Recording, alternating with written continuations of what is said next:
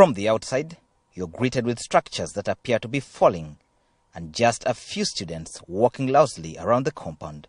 They are here in the name of attaining some education, since they have no other choice. From the outside, you can guess what the inside is.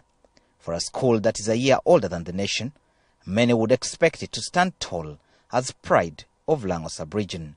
Unfortunately, this is only talked about in history. It prides in having 7 legislators in the 10th Parliament and very many prominent people in the country.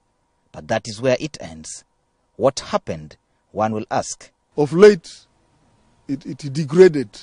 The management, the administrative management slackened, and the performance of students also deteriorated. Also, parents' commitment, this poverty, seem to have pinched more on Lang'o College. The school is not in a very good state. One, in terms of infrastructure. These are old buildings that were constructed in the 1960s. Actually, some of the infrastructure are older than Uganda, like the first administration block, the first dormitory, and the teacher's house.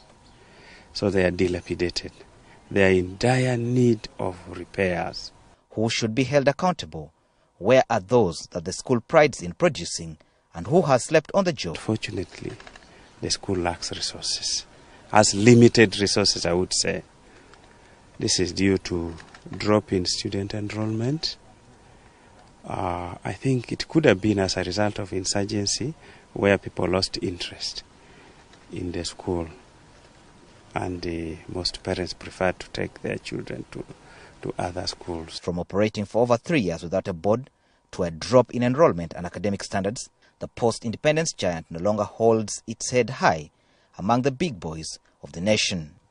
At the height of the LRA insurgency, the school hosted an internally displaced persons camp, an incident that has had a devastating impact on the students' discipline. So we have embarked on student discipline, improving student discipline, and secondly, the school didn't have a functional board of governors. So there was no way of managing the affairs of the school.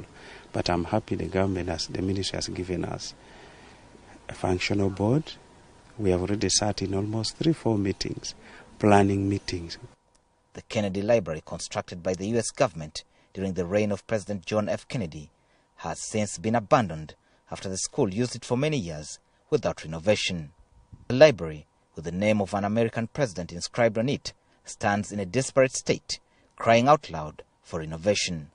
As the nation celebrates 55 years of self-determination, probably there is need to start a conversation around rehabilitating the traditional schools that have in the past produced the bulk of the nation's political leadership and the civil service. Sabit Joseph, NBS, Live at 9.